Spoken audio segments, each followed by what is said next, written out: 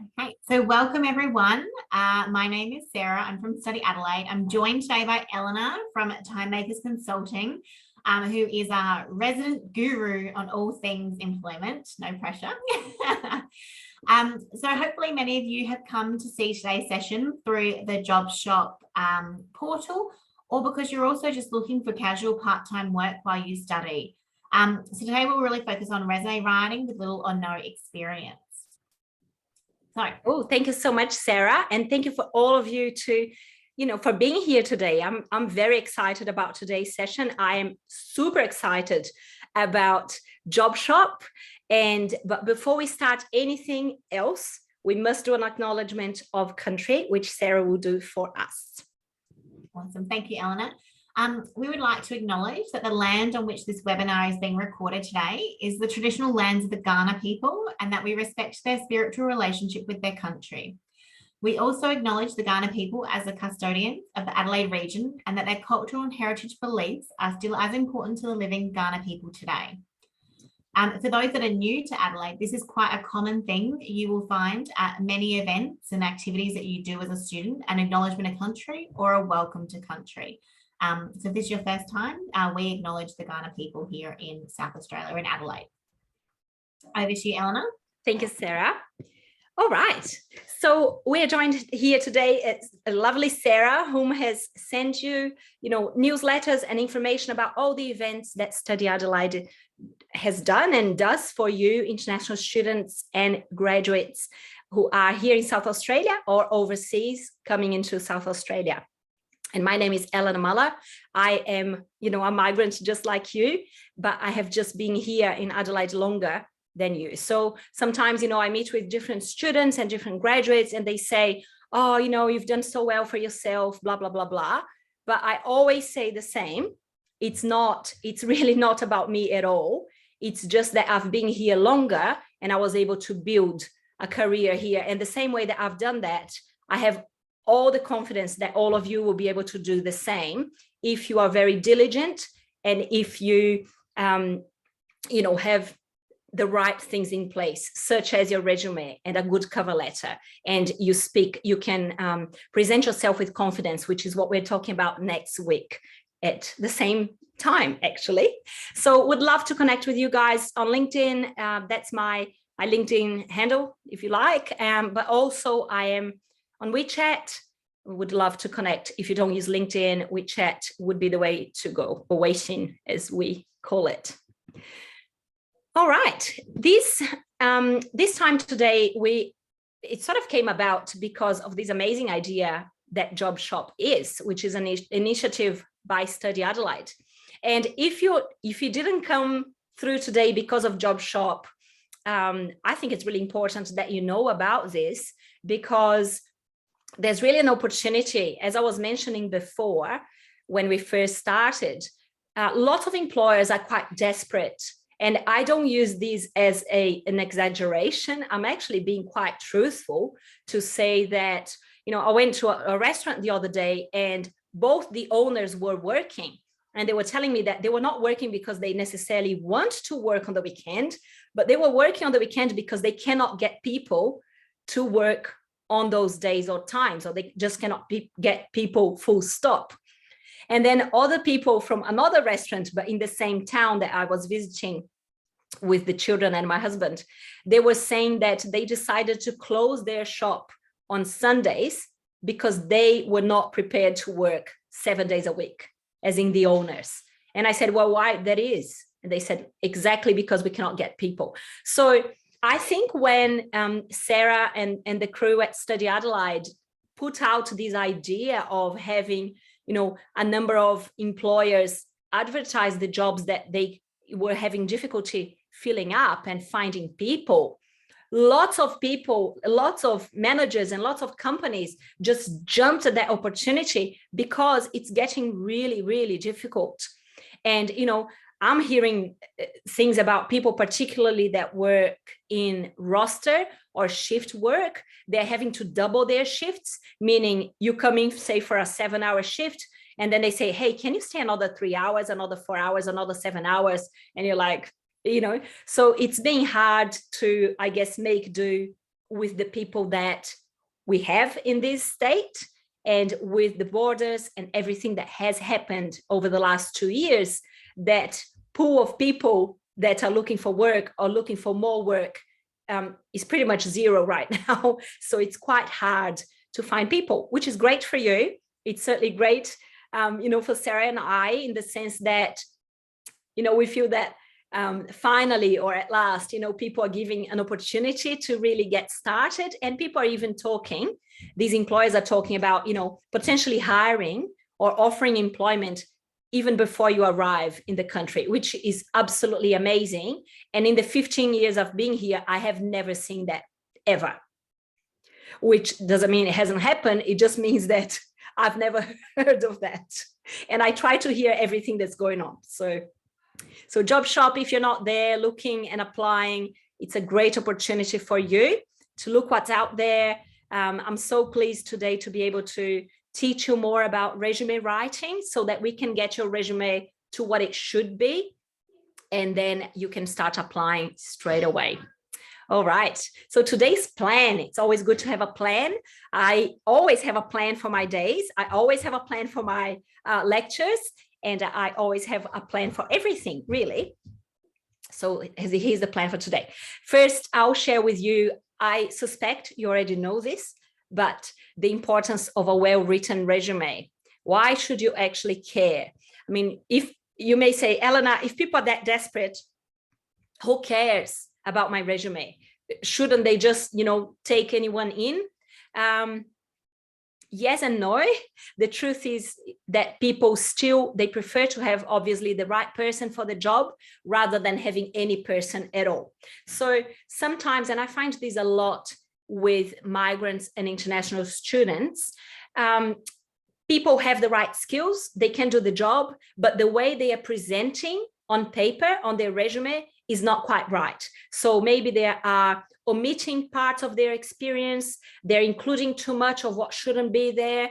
And then when it goes out to employers can get quite confused by that and not get them in for an interview. So there's nothing wrong with the person, it's just the presentation of their resume or how their cover letter is written. So I'm going to share today, the importance of a well-written resume and some of the aspects that you should consider and make sure you do to get ahead of the pack. The second aspect is, what if I don't have experience? What do I do? So in there, I've divided these into two parts. The first one is, what do you have? What do you actually have? And what can you do? And we'll go through that. And the last one is a step-by-step writing of your resume. These I've divided into mandatory fields that every resume must have those that information or those fields, and the optional ones that you will only include if you have. So let's get started with the importance of a well-written resume. There's something really weird that happens, and that's purely because of time constraints. When a recruiter or a hiring manager is trying to hire for a position, they will advertise the position online or through the newspaper or LinkedIn or however way they find. And then in the advertisement, normally they will say, please apply by this date and this time. Let's say I'm advertising today and it's next week. So today is Wednesday. I want next Wednesday, I'll say, please apply by COB Wednesday the 9th. COB means close of business, and close of business means 5 o'clock. So if I was to send my resume at 6 p.m. or 6 o'clock in the afternoon on the 9th of February, I would not be considered because I didn't abide by the instructions provided by that employer.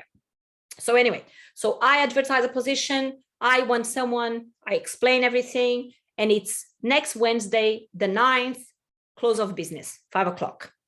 Then I will get, let's say, like my friend, the CEO, 70 applicants.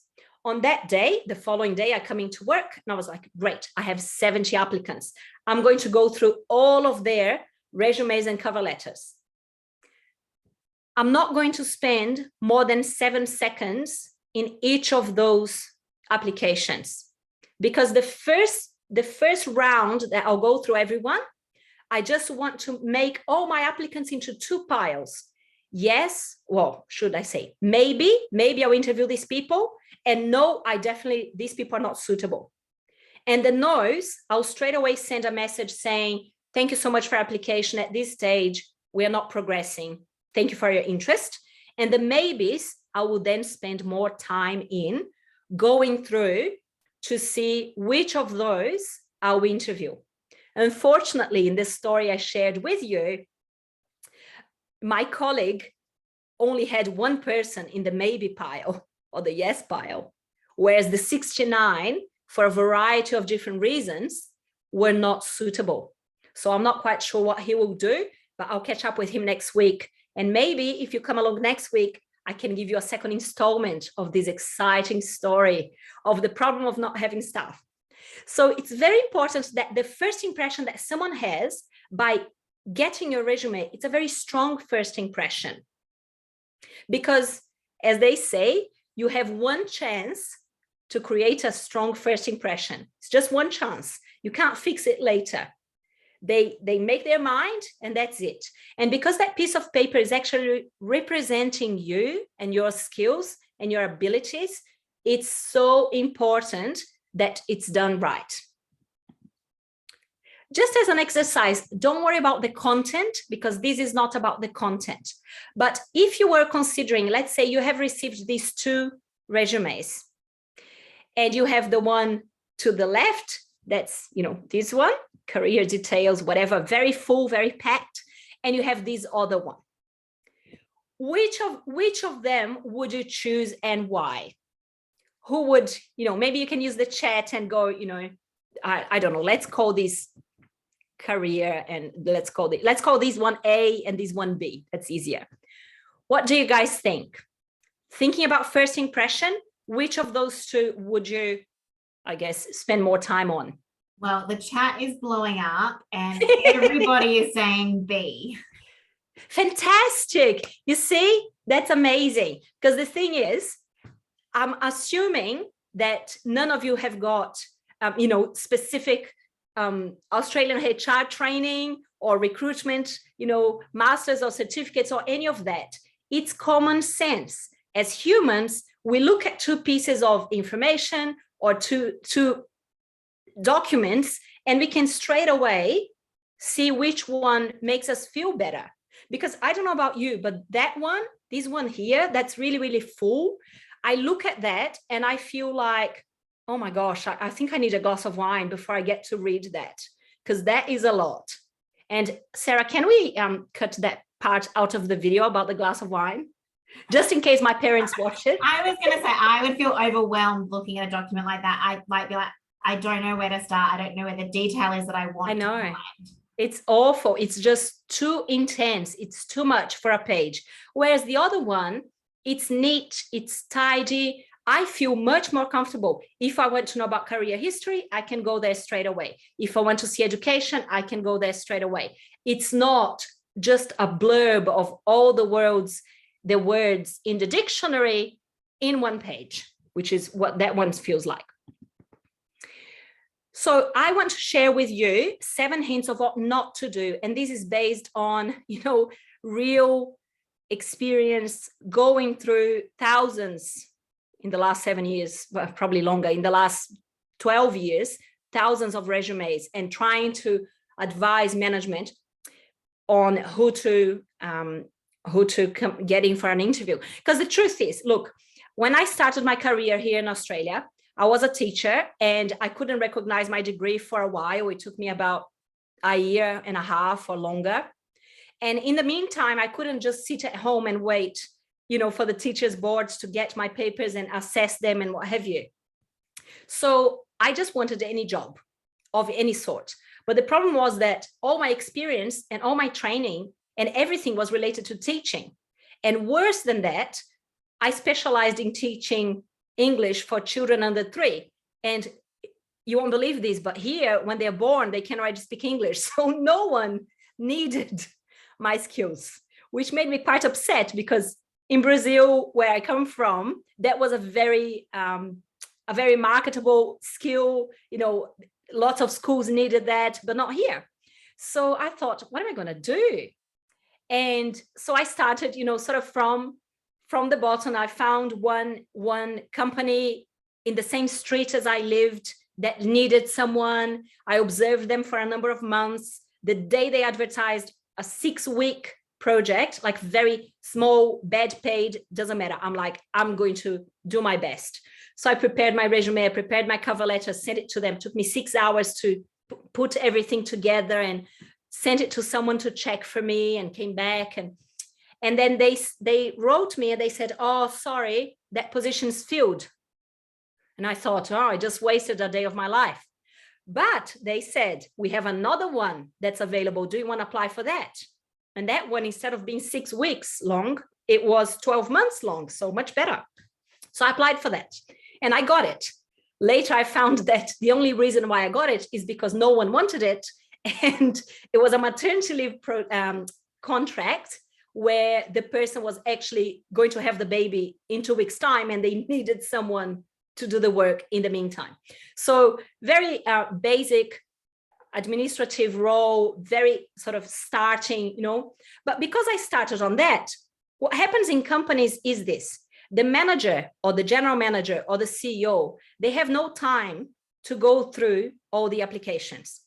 If it's a smaller company where there's no, you know, recruiters, HR officers, etc., what they will do is they will send to some people like me to go through all the applications and select which ones, you know, which out of 100, what are the 20, the top 20.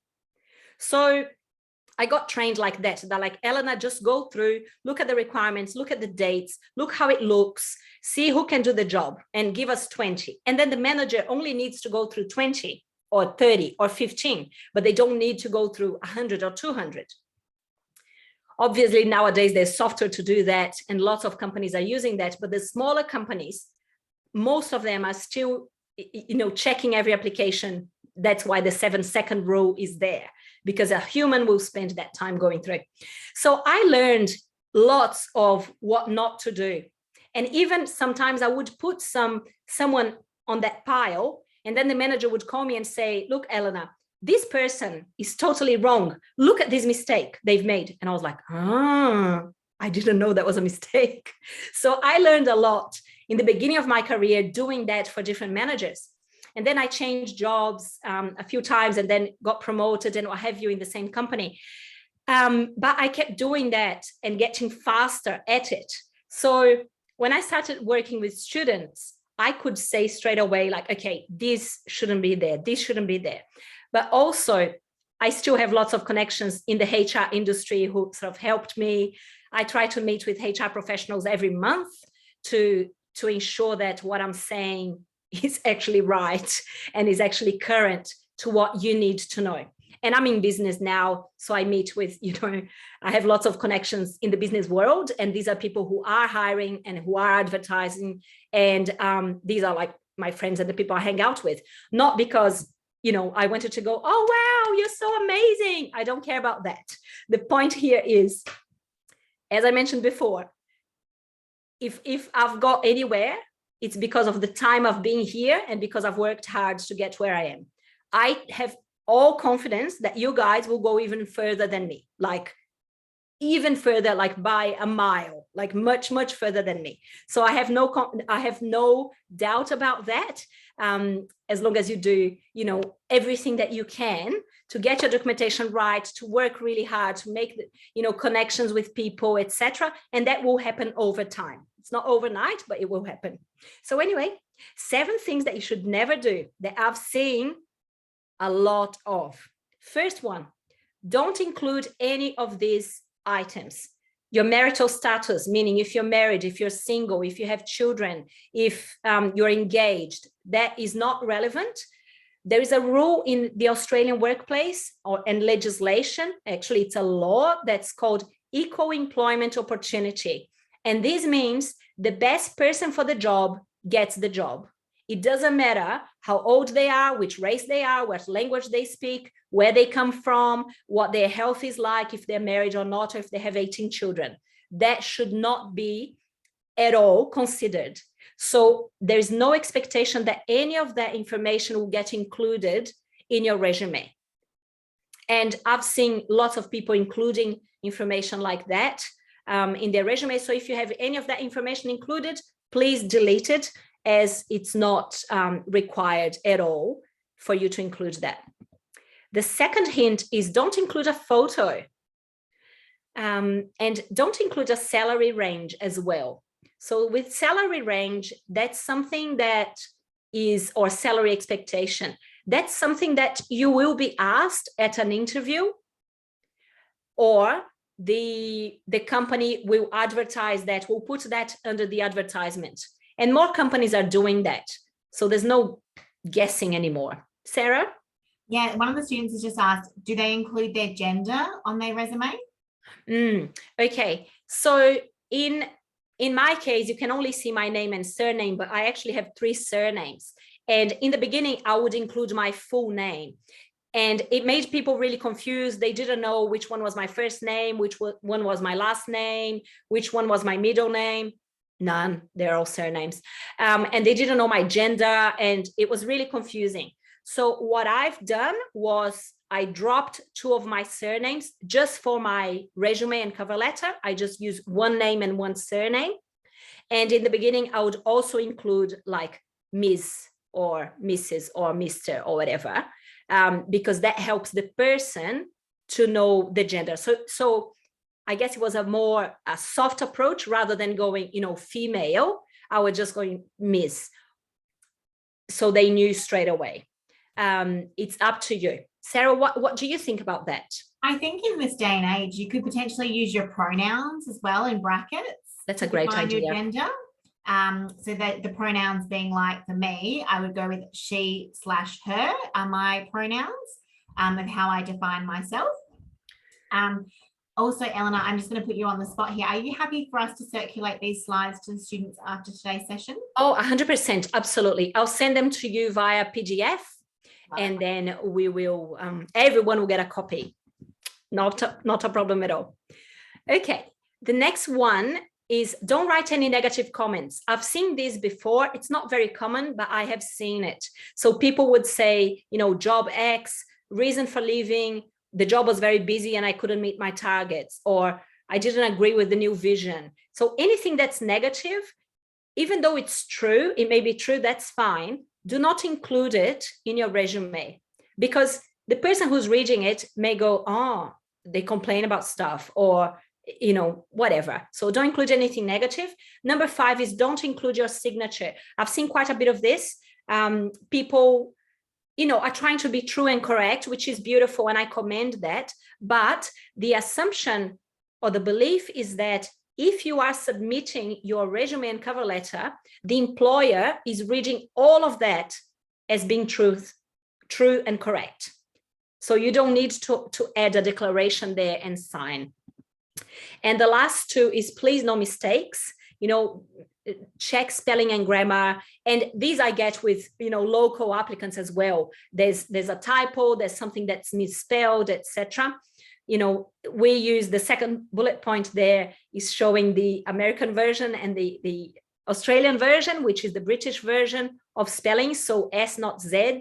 Just make sure that your word or whichever word processing you're using is actually has the Australian English in there, not American. Some of them will come as default as American. So just make sure it's not. I had the American version when I was applying for lots of jobs in the very beginning. And I remember going to an interview where the person had highlighted all the Z's from my resume and cover letter. And I felt awful because I kept thinking like, oh my gosh, what other mistakes have I made that this person has, highlighted? It's not a nice feeling. So little things that you can do that make a big difference. And don't include your referee's details. Okay, I'll show you a bit later on how you write your referees, but you don't need to include their details, their name, their phone number or their email address or anything. Okay. I had one quick question to follow Yeah. up with the don't section that a student Yes. has asked. Of course. Why do we not include our photo on our resume?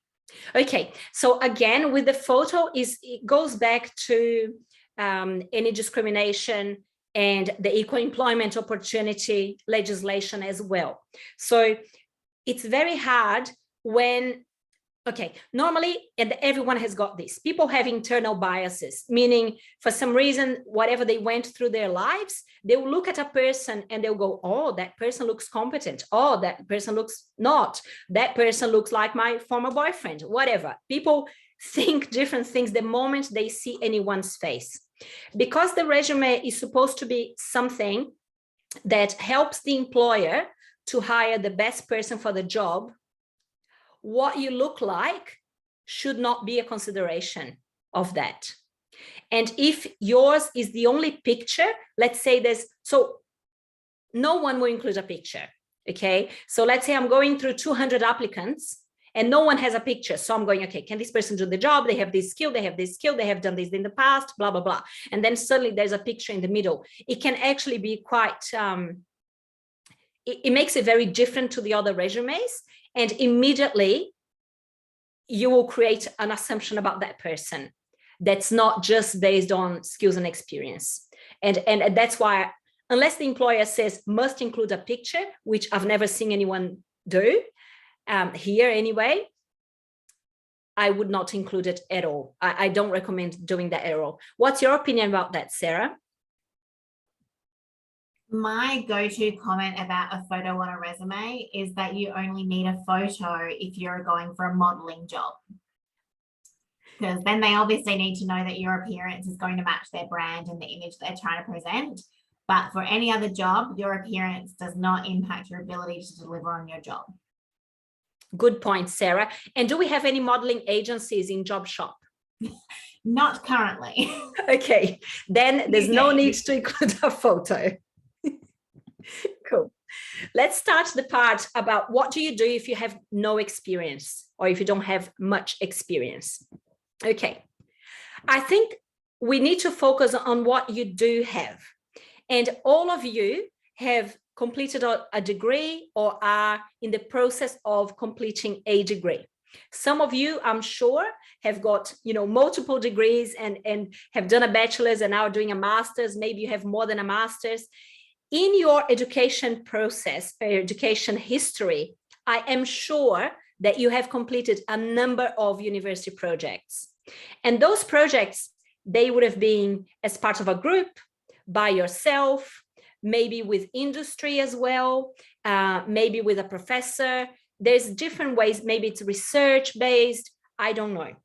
The thing is, you need to use the experience that you have acquired in those projects. So that's one thing that everyone has and not many people include at all. And I'll show you some examples of that shortly, of how you can present that information, because it's very important that you include it. The second one are personal projects. So I remember, I remember many things, but I'll just share one for sake of time. Sometimes people don't include personal projects because they say, well, that's something that I do on my free time. And it's not like I have a manager. So why would I include that? For example, lots of students, and I'm one of them, used to do tutoring while they were studying at university. So you're studying, so I was studying to be a teacher and I was doing tutoring in Portuguese, which is my mother tongue, but also English for students that needed the extra help at school. And I'm sure, I know that's very common in lots of countries. It's very common in Brazil, and I'm sure in many of your countries, it's something very common as well. So if you have done tutoring, even if it was something that was, there was no contract and, I was tutoring like my neighbors and people that I knew. And that's why I didn't include that on my resume. But then one day, one recruiter whom I met, she said, you need to include that, because you are actually invoicing people, you are managing a booking system, you are planning classes, you had all these students at different levels, you were creating the materials that they needed. It's not something that, you know, anyone can do. You are doing quite a few steps and quite a few things. Similarly, there's people working in different fronts. You know, there's people who are buying some products and reselling them, people that are doing import export in small. You know, I'm not talking about, oh yeah, I'm sending 20 containers a month. If you are, please write me. I really want to meet you.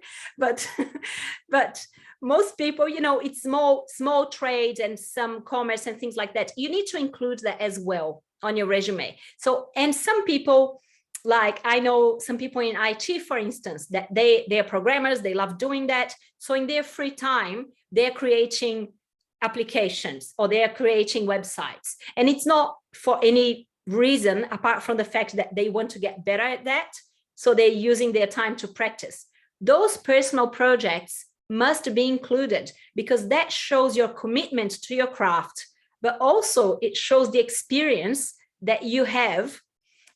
Even if you didn't have a manager, you didn't have, you know, you didn't have a contract, but you're still getting out there and doing it on your own time. The other, Sarah? Sorry to interrupt. No, not at all. I have a question from a student regarding personal projects. Yes. Can they demonstrate family affairs like garage sales or family-owned businesses that they've worked in? I would say definitely. So only the other day, and this is such a great story, but I will not share with you because I'll start crying. I'm still very emotional about it. So, because it worked so well. So this professional, he had worked in the family business from when he was 9 or 10. He was not, you know, working full time there, but he was, you know, he would be around the office, and he would be doing this and he would be doing that. And from when he was really, really young, he sort of learned his parents owned the business and he was always there. And then he went on to do a trade related to that business. And then he moved to Australia to get more specialized around that trade. And he didn't have that at all in his resume. And in talking to him, he was like, I said, you know, why did you get started in this trade? And he's talking to me about his upbringing and his parents and how that was. And I was like, oh my gosh, you must include that. So I think sometimes because we live through stuff, we go, oh, that's actually quite minor. I mean, that was my parents. It's not like I applied for a job and I got it. I was born in the family, so that's normal. It may be normal for you, but it's not normal anywhere else. It's not very normal at all. And there are lots of skills and expertise and things that you have done because of that would and could be very attractive to employers. So please include those. You must include those. In this guy's instance, I have included his as experience, as professional experience or experience. Obviously, I didn't include from when he was 9 or 10. I've included it from when he actually left school and could start working. But even in his like professional description or professional statement, we included something like, you know, from when I was very young, I've been involved in the family business, doing this, and that. Great, thank you, Ellen. There's been a fair few questions linked to personal projects that have obviously spurred a lot of thought in people's minds. Yes, I'm going to ask a couple really quickly. Good. So which section of a resume do they need to include their projects and tutoring work? Okay, good. So if it's tutoring, I would include that under, okay, there's really two options. If it's tutoring, I would include that under employment, professional experience or experience, because I would assume that, let's say, if you are doing engineering, then you may be tutoring people in physics and maths, for example. I was doing teaching, I was tutoring them in language acquisition. You wouldn't be, you know, you're doing engineering and you're tutoring people in, you know, how to play the guitar. Probably not. So it's likely that the tutoring you will be doing is related to your profession or aspects of your profession. So I would include that under experience, and then you put the sort of the starting month in year and ending month and year, or if that's a current experience, you put the starting month and year and then current, so that they know it's ongoing, you're still doing that. Thank you, Eleanor. Next one is, can I include research papers in personal projects? No, because research papers are much bigger than that. You see, research papers need to be included under publications. And I would like to see publications on the first page of your resume, because immediately, in my opinion, it sets you apart from the competition, because that's so hard to do, to actually do the research and then go through the whole process and then get published. It's an amazing, as I'm sure you agree, amount of work. So if I'm going through resumes and suddenly someone has got publications, immediately I'm like, this person must be really good at what they do. That's, that's probably my bias, but that's where my brain goes. It's like, they are amazing. I need to get them at least for an interview. If they can do this, they can do anything. So yes, definitely. Wonderful, thank you. And for online selling or stock trading, do we include that as personal projects? Yes, definitely. Definitely. But you would include, okay, I had quite a few students, and I don't know the context of the question, but I had quite a few students, Chinese students, that were sending products to China to family and friends and people. So they would source the source the products, price them, include an extra margin, obviously, and then pack and send them. And none of the students who were doing that were actually including that as a project or as experience, even though it was, because in their brain, they're like, look, it's not hard. I send my family a message. They tell me what they want and I send it off. It's not that hard. It may not be for them, but in the resume, it actually looks quite good, because there's a number of steps and different things that you do, and how you write it can look quite good experience for you. So I'll definitely include that. Again, something like that would be under experience.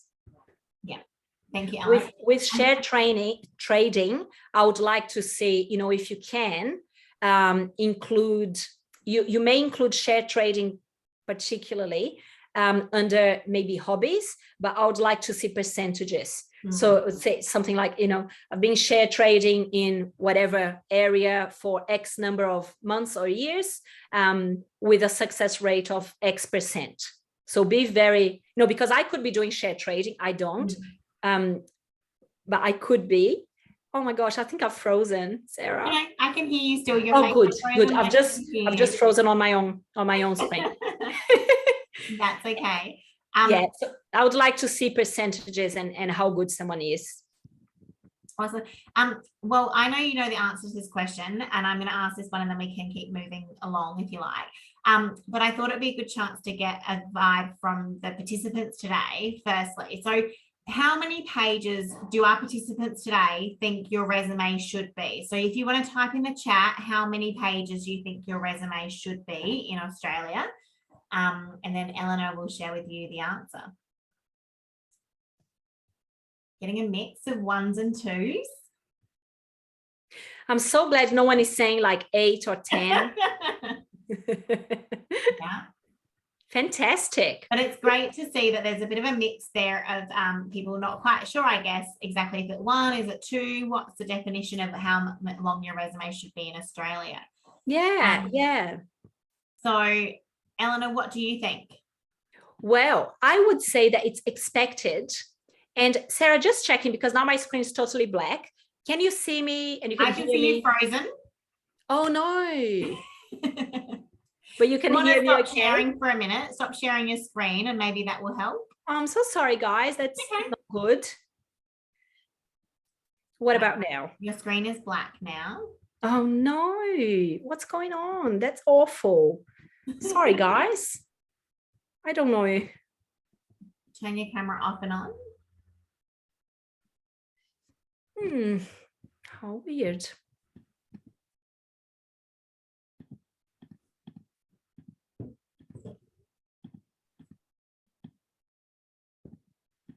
Okay, let's try that.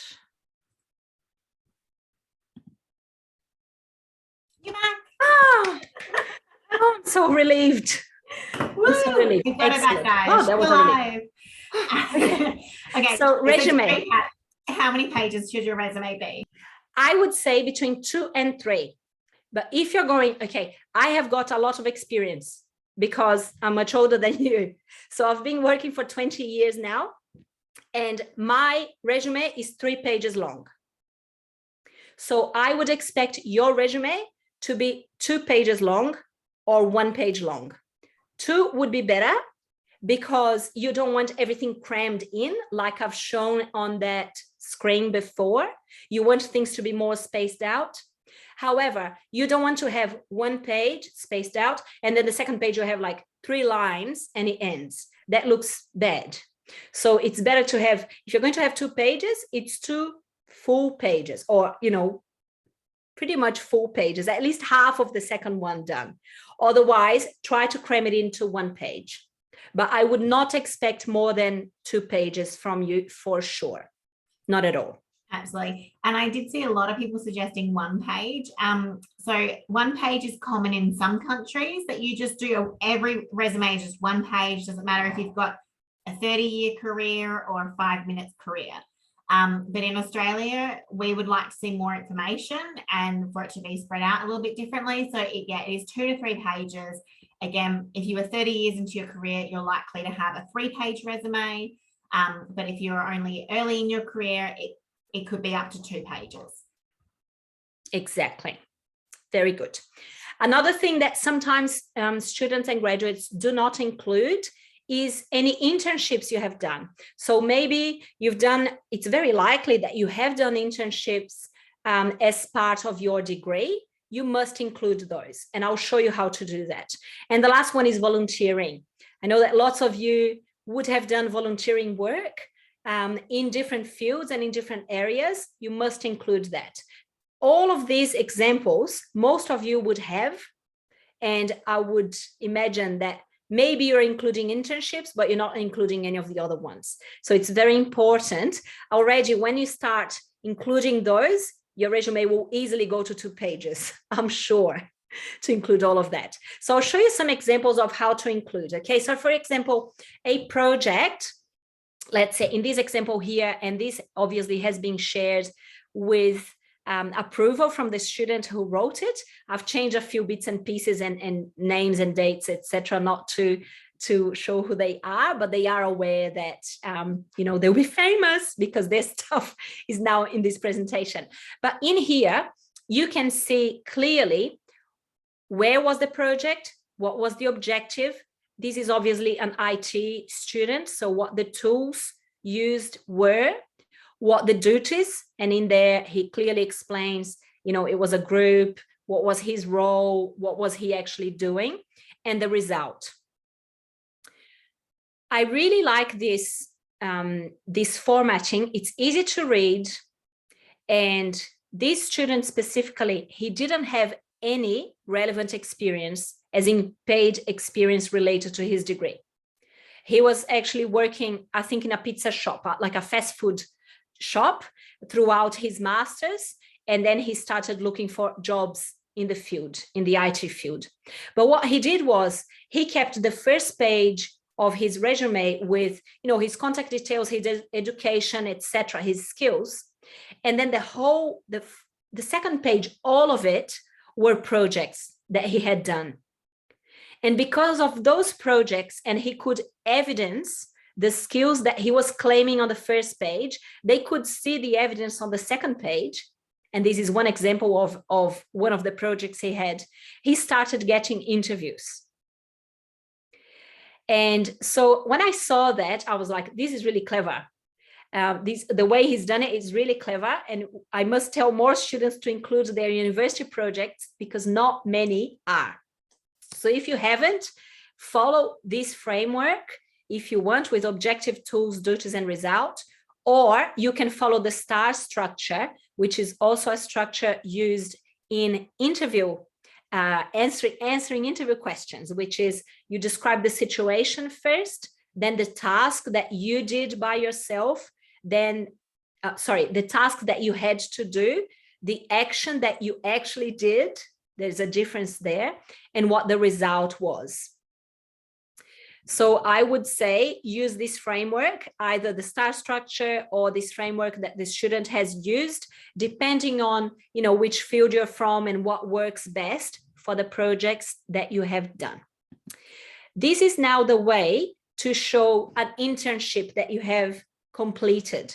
So in here, you can see clearly, and again, I'm using this with approval from the student, who's now actually working really well in a large company here in Adelaide, international company, but here in Adelaide. So you have there the internship, you have the responsibilities. With responsibilities, and you use the same for any jobs or any work experience that you have, responsibilities, you want 3 to 4 dot points, but they need to be very specific, like these ones are. This is obviously an accounting and finance related role. So the words, the technical terms, the verbs used are very related to that. So he included the responsibilities there, and then he also included the achievements. I'll touch on achievements a bit later on, but we all have achievements. So if you saved money for a company, if you started something, if you got an award, whatever it is, make sure you add that as an achievement. That's viewed very favorably with employers, because they can see that you're going the extra mile. You're not just happy to sit there and do the minimum required, you actually do extra. And that's very positive. The next one is about volunteering. So lots of people say, well, but what's the point of volunteering if it has nothing to do with my profession, with my degree, or with anything? Well, there's a lot of benefits, actually. Some of them is that it shows that you are reliable, so you're able to continue to show up for a task or a team or a group of people, and you do that over time. It shows your commitment. It shows that you are a good person, but it can also increase your skills and prove that you can do some of the skills that you claim you can do, particularly the people skills, that connection, the teamwork, and skills like that, which are called soft skills, but that I think Elon Musk say that they actually should be called, not Elon Musk, sorry, Simon Sinek says that they should be called human skills, which is your ability to communicate, to link with others, to relate to others, to empathize, to walk in someone's shoes and all of that. And it also, if you are doing volunteering here in Australia, but even if you're not, it may give you references, because some people who are there may be able to say, look, I've seen Elena and she's here every Wednesday reading stories for these people in hospital. Every Wednesday, and she's done that for 2 years now. So that gives reference of my work ethic and my reliability as well. One of the biggest things, this was sort of the word last year, it was a word that got used a lot in business circles, which was, we can find staff, but we cannot find reliable staff. Whereas now the word is, we cannot find staff. There's no staff. So I think there's been a shift there. But everyone was talking about reliability, meaning completing what you promised, doing what you said you would do, being trustworthy and being where you should be when you say you're going to be. So if I'm going to say, I'll be here every Monday and I work for you once a week on Mondays, then I do that. That's reliability. And that's hard to find. And employers were complaining about that. So volunteering, it's actually proof of your reliability, which I think it's a great trait to have and to attract employers. Cool. What if I have overseas experience? Okay, so lots of people have done some work overseas. In your original country, you've done an internship there. And then lots of people, they come here to Adelaide and they say, look, scrape that. I will delete all of that experience I've had because I'm starting new. No. You must include your overseas experience, okay? If I'm looking at 2 candidates and one has got no experience at all and one has got experience in his or her home country, I will interview the one that has experience, because I don't care where the experience was, you know, there is some experience here, and here I'll have to train everything. Here, I'll just have to train a few things. So it's very important to include your experience. How do you do that? As I said, do include it, do. Again, you have a career history or experience, you know, sort of title. And then you have, you know, what the title you had in that company, what's the company name, month and year, a brief overview of the role if you want, like some context around how big the company is. Some companies may not be known by Australian employers. So it's important that you talk about, you know, well, how big was it? How many staff? You were working in a department of how many people? Because it makes a big difference if it's like 2 people or if it's like 2,000 or, you know, 20,000. And we may not know that in reading a resume. So you include that experience and you include that overview as well. Then your key responsibilities, 2 to 3, I would say probably 3 to 4, like we've seen before, is very appropriate. And then any achievements you may have. Next, it's another question. What if my current job is not related to my degree? Should I include it? And I'm going to say, yes, please. You add an extra category. So if you have a job or other jobs that are not related, you would have anything that is related in professional experience.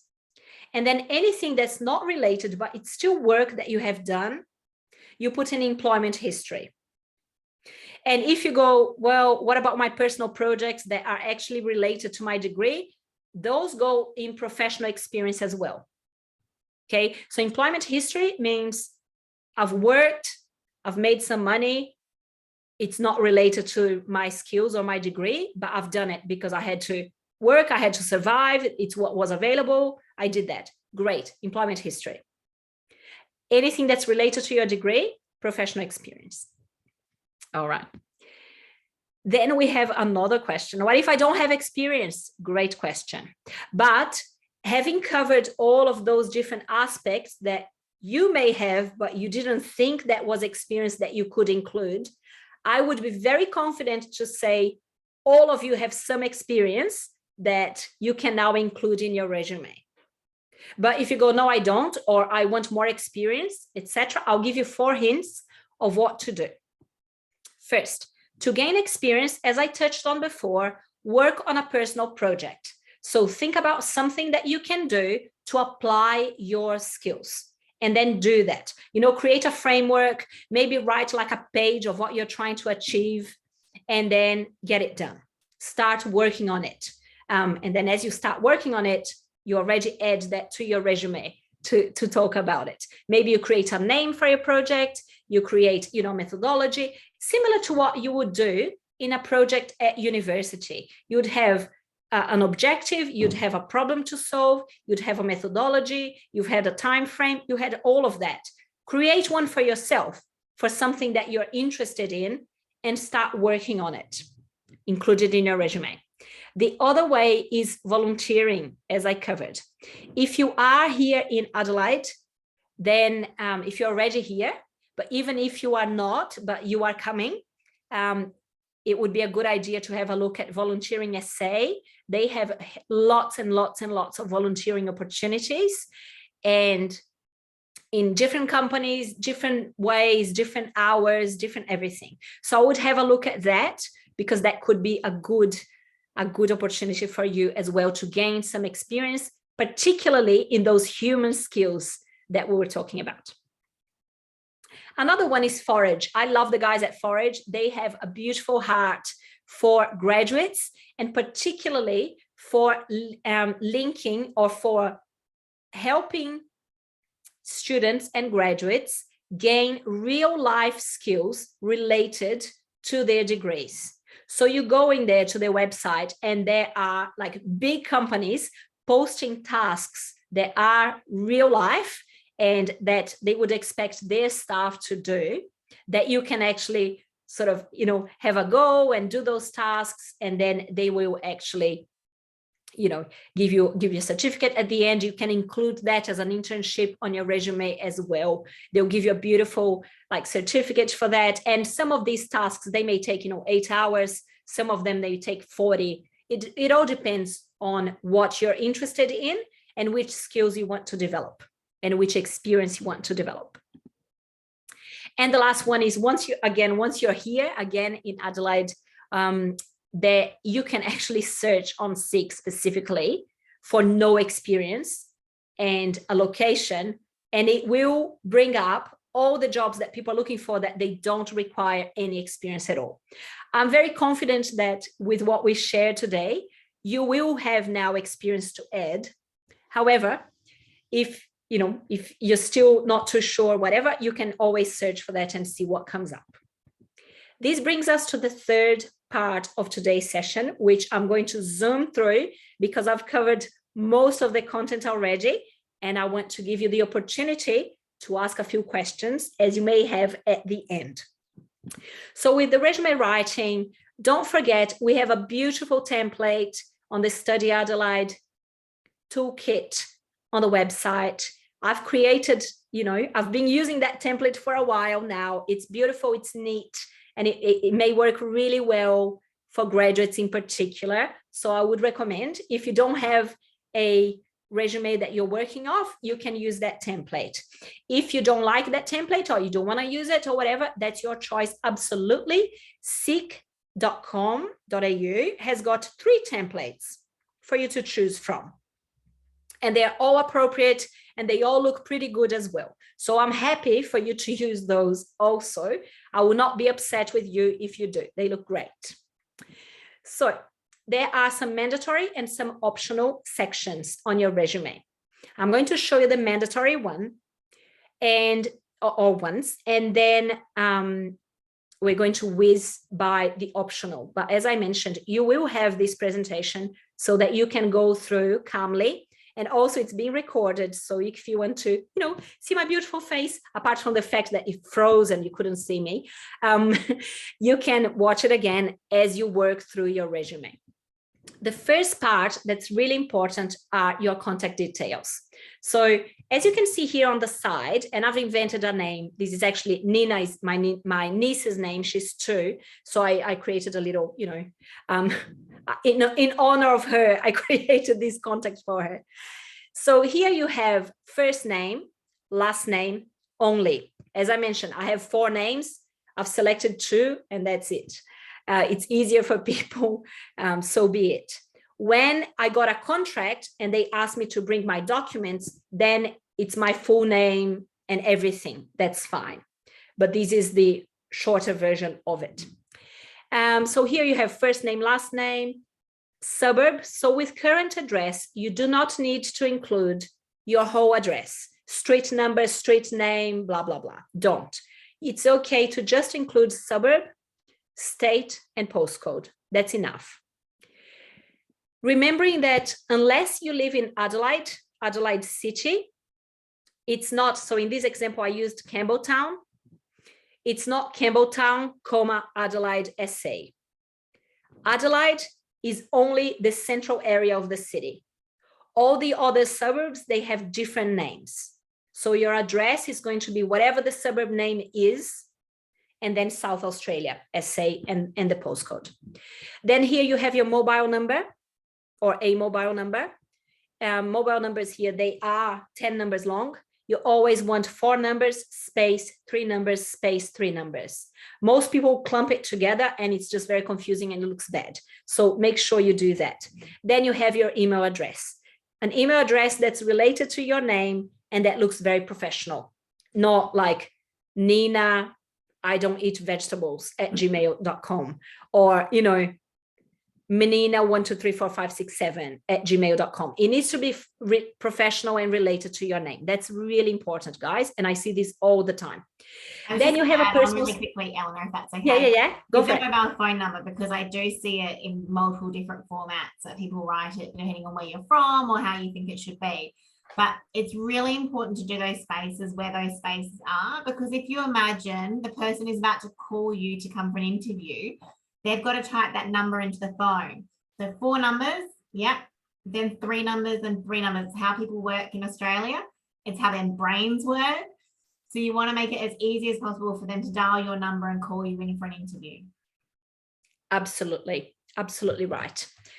So important. Then we have the personal statement. You must include one with your resume, and it needs to be very appropriate for the role you're applying for. So I would say now that you're building your full resume with all your experience, with all your skills, with everything that you have, you can actually leave the personal statement blank, because you will fill it in once you have a position you're going to apply for. Because then you change that personal statement, which may be 3 or 4 lines only, as it relates to the company, okay, as it relates to what they want, their skills, etc. And look, the personal statement is a bit of an art to write one. It takes a lot of time, and we have run, I think, Sarah, it was a whole session of almost 2 hours on how to write that. I'm not sure. I hope I think it's being recorded, Sarah, has it? And we shared it in the employment toolkit, which is great. So I'm thrilled for you to go and watch that when you need to write one.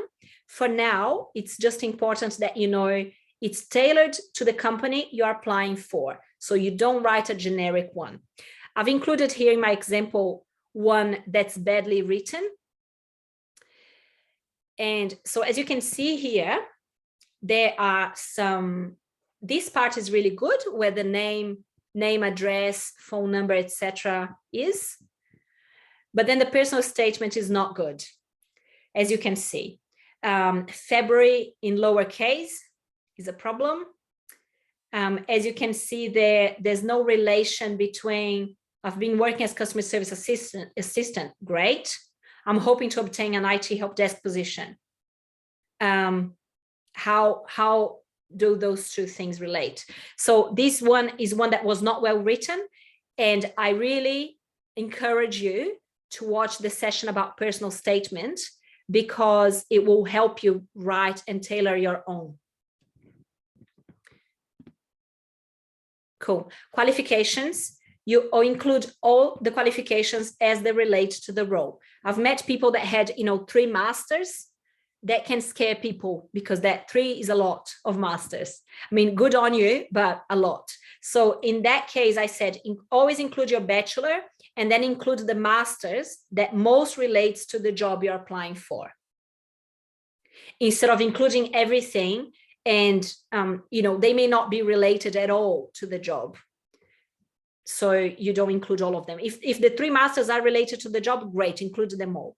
But in that case, in my case, I don't have a master's yet. I'm sort of, hopefully, one day, but not yet. So I don't have that problem. But for people that have several, you tailor that to the job as well. You want to include any qualifications completed in your country of origin. Okay, I've seen people that just include the master's they've done in Australia or the bachelor they've done in Australia, and they ignore their education from before. No, you include those as well, because you've done them. It was a lot of work. It was hard to get in. It was hard to do and hard to complete. So you want to include that. And you include dates as well. If they're not finished, you can put the date when they will be finished. In this case, let's pretend they finish in December, then it's completed. But if you're finishing, say, July 22, then you put July 22. That's fine. That's in the future. That's when you expect to end. I've included this arrow here because you want to put the most relevant, the most current qualification first, and then whatever happened, 5 years ago, 10 years ago, however long ago, comes later. Most people want to start, say they put the bachelor, then their master's, then anything else, what they're doing now. No, it's the opposite. So you start with the most recent first and work your way down. That's really important. Then we have, you include your professional experience and employment history, whatever happens, whatever you want to give more attention to. I would say normally you'd have, you have your name, you have the personal statement, you have your education or qualifications, then you have your professional experience. That's your first page. Then you turn the page, you have your projects, you have your employment history, you have your skills, you have the other things on the second page. So always think about what's more amazing about your experience, and you want to include that on the first page so that that first impression is really, really strong. So as I mentioned before, if you have things that fall into both of these categories, you open both of them up. You don't just mix everything together. Let's say there's tutoring, but you also worked as an engineer, but then you also did this project. Don't mix them up. It's better to open a new category and then include underneath.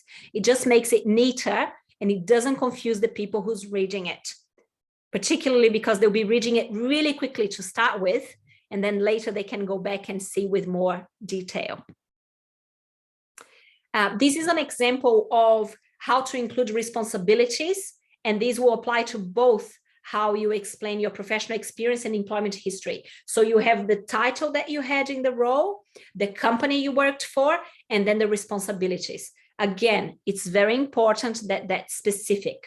As you can see there, we're talking about practical tasks that this person, who is an accountant, was doing day to day. He's not talking about responsibilities, work in a team.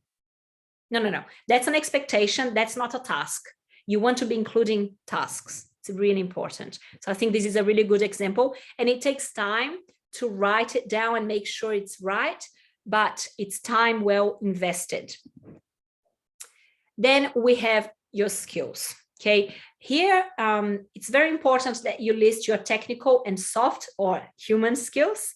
And when you apply for a position, really review the skills that the company is asking for, and then you change the order of your skills to include the ones that they want or they are expecting first. So obviously, if you don't have those skills, don't include them and maybe don't apply for that role. But if you have those, then just swap them to the beginning of your bullet point list so that the employer can see them first. And this is an example of how you would show your technical skills and your soft skills, which this student called personal attributes. But certainly the technical skills would have to be on your first page, because you want that to really grasp the attention about your abilities, the attention from the recruiter, from the hiring manager. Okay, your referees, you also need to include that on your resume, and that's really the last part that is mandatory. And in there, first thing, who are your referees? Do you have any? Are they aware of the role you applied for? It's very important that you advise them, but you don't need to advise them now that you're just building your resume. But you do need to ask their permission for them to be your referee. You cannot just include their name and not tell them. Okay, that's a mistake that many people do because they are shy or they are scared or they don't want to bother the other person, so they don't ask them. That is a problem. Okay, so first thing you need to do is talk to 2 or 3 people that either you have done a project with, or you have worked for, or you had a contract with, and you ask them if it's okay for them to be your referee, meaning for someone like me to contact them about your performance, about how you went in a specific role or a specific job. So that's really important. When the time comes for, you go to an interview, they will ask you about names of your referees, and then you give them the names at the interview, not before. And then when you do that, that's when you call your referees again and you say, look, I've provided your names for this position that I'm applying for. It would be really good if you could mention these in this project that we have done together. Particularly my experience with, I don't know, MIOB or whatever it is. If you ask your neighbor or your cousin to vouch for you as your former manager, that's called fraud, and that's a lie, and that's really bad. So, your reputation, particularly coming into a new country and all of that, is one of your most important and valuable assets. Just be very mindful about being truthful about how you represent yourself and your skills. Now, I don't say that, to offend you. I just say that because unfortunately, I've seen that happen before. And that was not even with, overseas born. It was actually with a local candidate. And that person is pretty much now unemployable because Adelaide is quite small and people talk. So that was a big problem. So after that, I'm like, I must include this in all my presentations so that people know to, always tell the truth and in your documentation, but also with your referees. That's really important. So that's very simple how it's going to show in your resume. That's the last category of your resume that's mandatory, and you just say available upon request. That's it. Now, if by any chance the employer says you must provide your referees in your application, that means that they want the names even as you apply for the position. In which case you need to show it like this. So you want their first name, last name, their title, where they work, what their number is, what their email is, and some context, meaning how do you know this person, where you work together, what's the linkage between you two. So then you provide 2 or 3 names like that. I would say that 2 is enough. Some people ask for 3, but normally 2 is enough. So don't worry too much about it. If you need to find a 3rd one, then you find when they ask. But for now, I would encourage you to look for 2 and have those names available with you. But in your resume, please include it like this. When you get to the interview, that's when you have the names and details like that. Cool. The optional sections, like super quickly, your achievements, if you have them, you include them. If you have lots of achievements, I want to see that category in your first page of your resume. Okay, and there's some examples of achievements that you could include. You saved time, you saved money, you created something new, you managed people, you got an award, you made efficiencies in the business. Please include those. And these are some examples which you're getting this presentation anyway, so I will just whiz by. If you got any awards, guys, it's not like, oh, I'm a bit shy, I don't want to include the awards. No. This is your time to shine.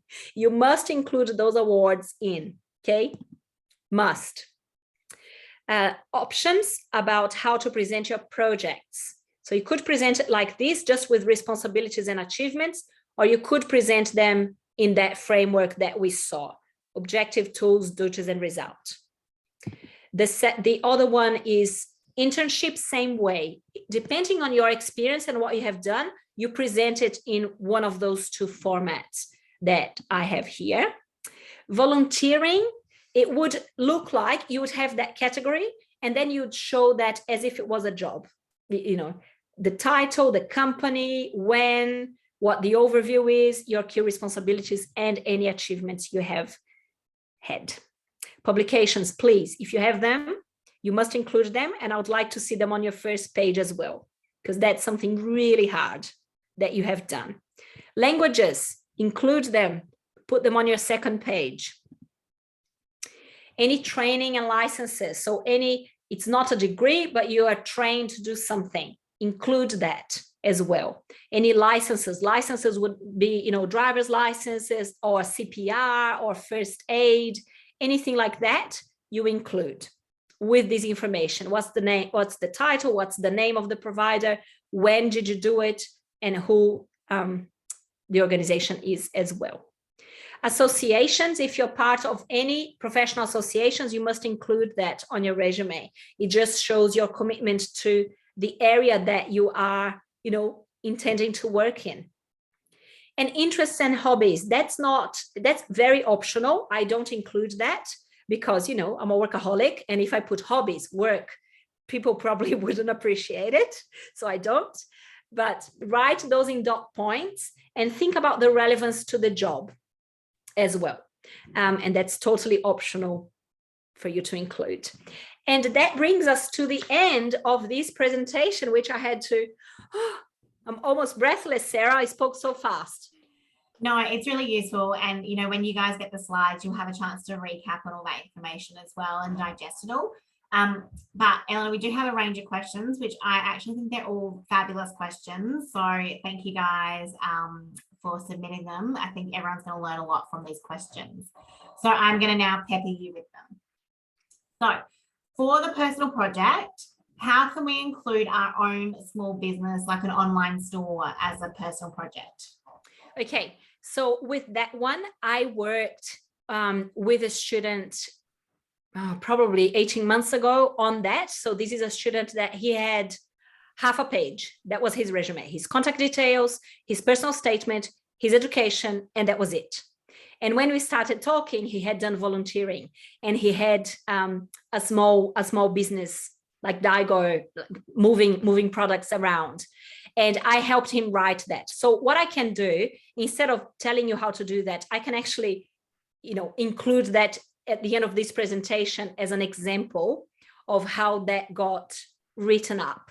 So if you're happy for me to do that, I will just add it to the end of the presentation.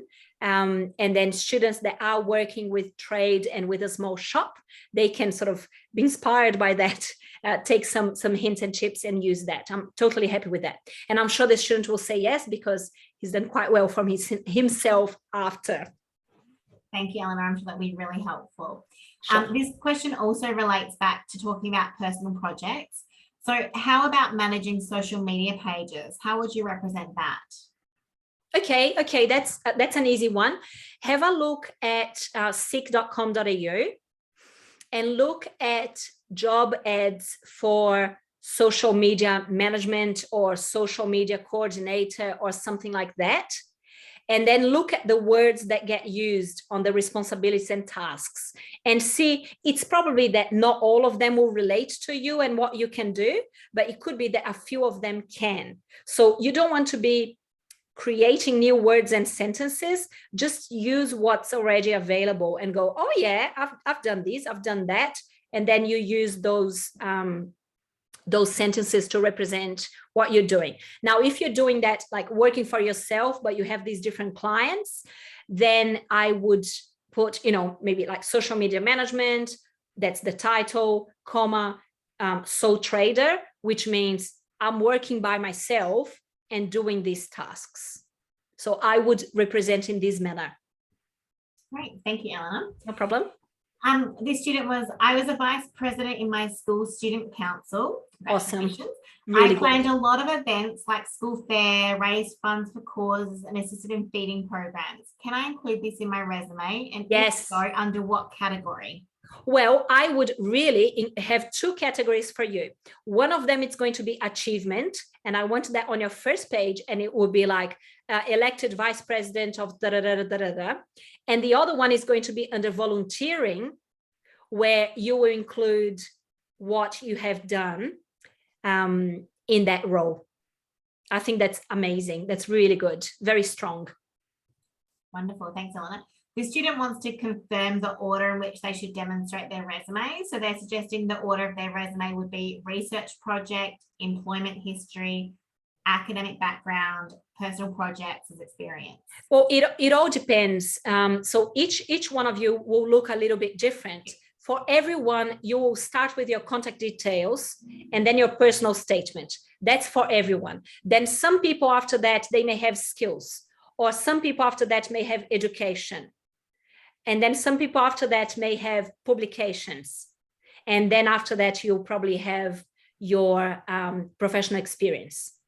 But it all depends on what you have, because you're all different and you have different things that you have done. So that will alter it. Thanks, Eleanor. I'm just diving across to a new question that came through because I think it's relevant to everybody in this audience today. Sure. Do we need to include our visa information in our resume, like the fact that we have a student visa, or we have a bridging visa, or we have a 485 visa and the visa expiry date? Okay, no, you do not need to do that. However, you must only apply for jobs that you can actually take. I've seen this happen a lot. Companies are desperate, students have great skills, they apply for the position without, they apply for a full-time position, going, oh, that's good, I'm going to get this position, and then I'll tell them, and then they'll sponsor me to stay in the country. What happens is the company is not prepared to sponsor. The company gets quite upset because they go, well, why didn't you tell us? And why did you apply for this position? And as I mentioned, Adelaide's quite small, so this can damage someone's reputation. So I would say you don't need to include, but if you can work 20 hours, then you're applying for part-time jobs. If you can work full-time, then you apply for full-time jobs. That's fine. Absolutely fine. I would even say, let's say you are on the graduate visa, that's 485, I believe. Yep. So you're on the graduate visa and you have, a couple of years in your visa. Then you could be applying for positions that are 6 months, a year, etc. I have seen people apply for positions that are full-time and be granted those, but the company normally, they will not give you full-time. What they will do is they'll put you on a contract for the time of your visa. So they'll say, that's fine, I'm giving you an 18-month contract. Once you can transition your visa to PR, I'll give you a full-time contract. Because obviously the companies are very wary of ensuring that only staff who can work full-time or part-time, whatever it is actually doing that, rather than being out of the law. Thanks, Eleanor. No worries. Could you provide a brief piece of information about how to include your research paper on your resume? Yes, same to what I said before about the student who had an online shop. What I can do is I had one student in particular that had done a lot of research in the past, and I'll ask him if I can share his the way he represented it, which was very well done. So I'll share that as part of this presentation. I'll add that at the end so you can see that. Absolutely. You're very kind, Eleanor. That's all right. Just wondering, do we include the grades that we receive on our resume? Look, I would say if you're getting high distinctions or distinctions for everything, I would. If you're not, then you don't have to. If a company, sometimes companies will ask for your transcript, then you have to provide, but you don't need to include that on your resume. Normally, Australian employers, they don't really care that much, which is very sad, about your grades. They care about someone who can, yes, they have good technical skills, but most of all, they can talk to people, they can work as part of a team. It's those soft skills or human skills that employers are very, very focused on. That's so true. They look at the whole person as opposed to just the academic lens. But that being said as well, if you're applying for casual part-time jobs, they don't need to know your GPA or your grades at all, because you're there to do a job. It's not there for your career. Do diversity of career and professional experience, is that accepted in Australia? So I'm assuming this student's talking about the fact that they might have had a few different careers previously. How does that play out? Yeah, absolutely. So I think there is there's different things, right? There's people that, like my sister, she's a nurse. She has worked as a nurse for the last 20 years, different places, but always nurse. So I haven't done that. First, I'm not a nurse. And secondly, I started as a teacher, then I did something else. Now I have my own business. Maybe, in 5 years' time, I'll do something else. There is that variety of career choices. We are seeing, particularly with people, from my generation, but also from the generations coming through, which is all of you guys, we're seeing more of that. If employers have a problem with that, soon they will have no choice, because everyone will be having multiple careers in their career rather than choosing one and doing only that for 40 years.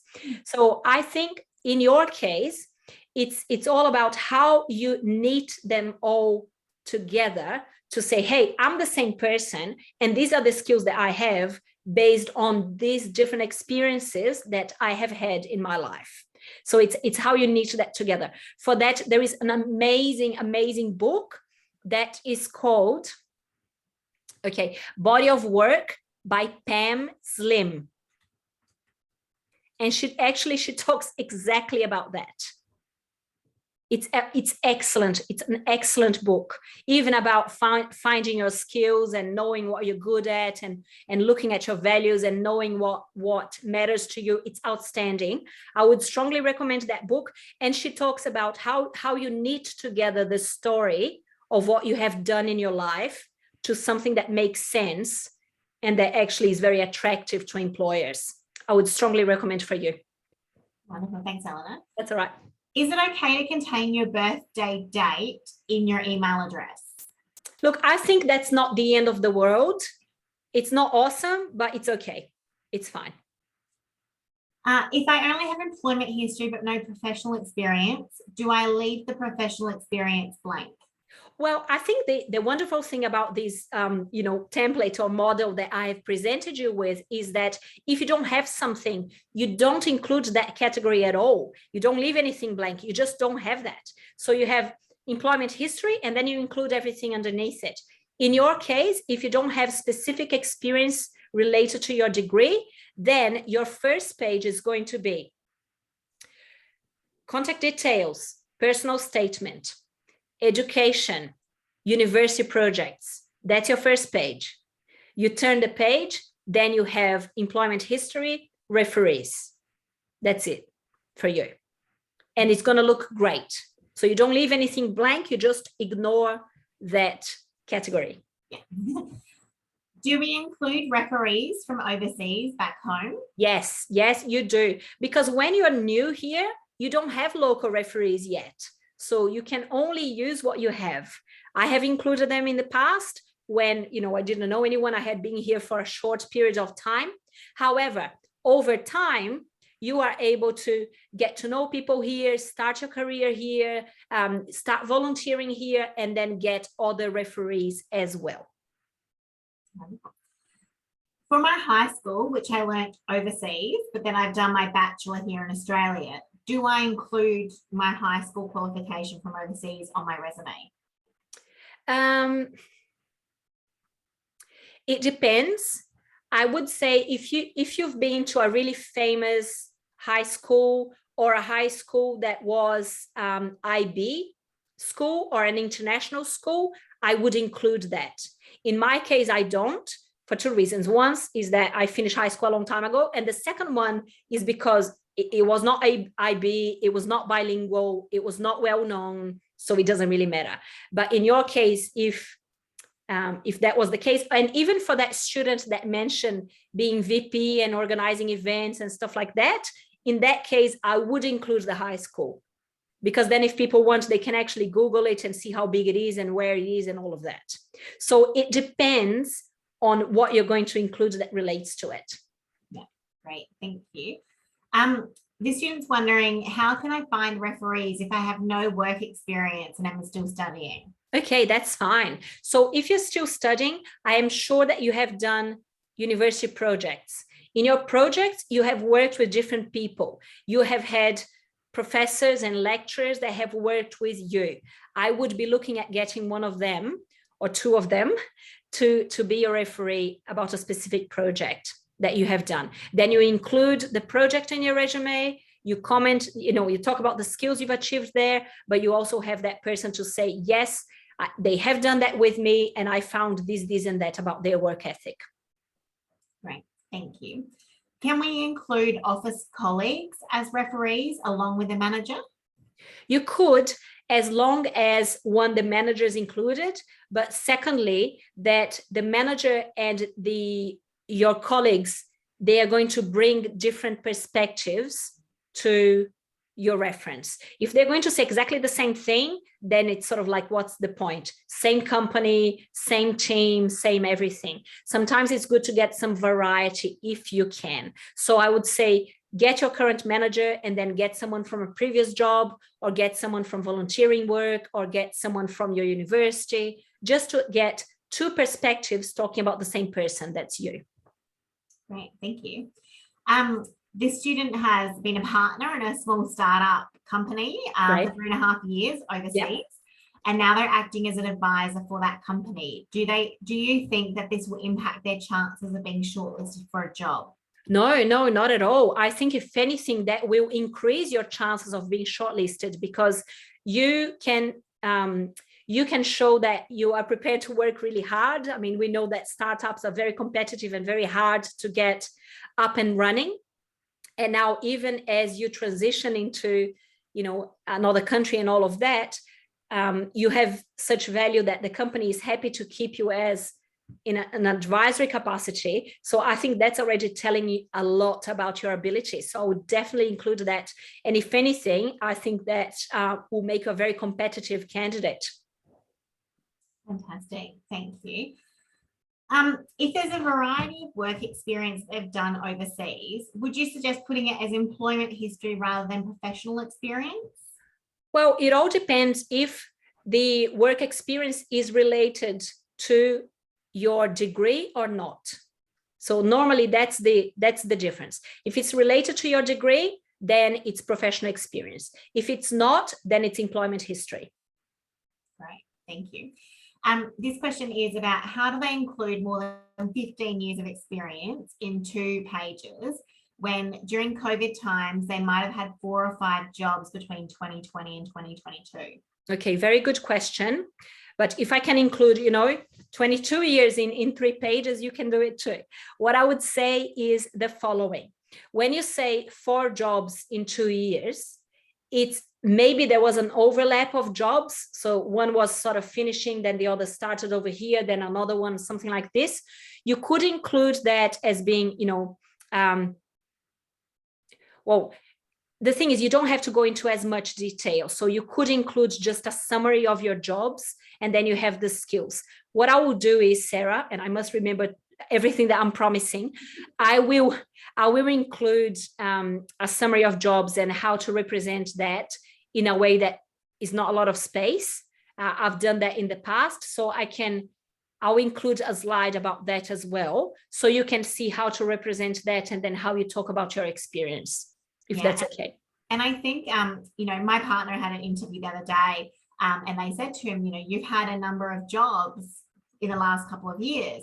And he was like, well, that's because of COVID, like this industry shut down. So I had to move on and find something else. This happened and then I had to do this. And so I think as more and more businesses start recruiting as we move through COVID, they're going to start seeing more of that where people had to have multiple jobs in a shorter space of time because of industries being impacted. And so it's kind of become a bit more common for them to go, yeah, I can understand why someone's had 4 or 5 jobs in that 2-year period, because a lot of people have faced the same problem. And also, I'm just having second thoughts about what I just said. Actually, for this person, if you have 15 years experience, 3 pages is fine. Yeah. You don't need to include it in 2 pages. 3 pages is fine. Depending on the experience, even 4 pages would be fine, because it's a lot of experience and a lot of history that you have. So that would be absolutely fine. Right.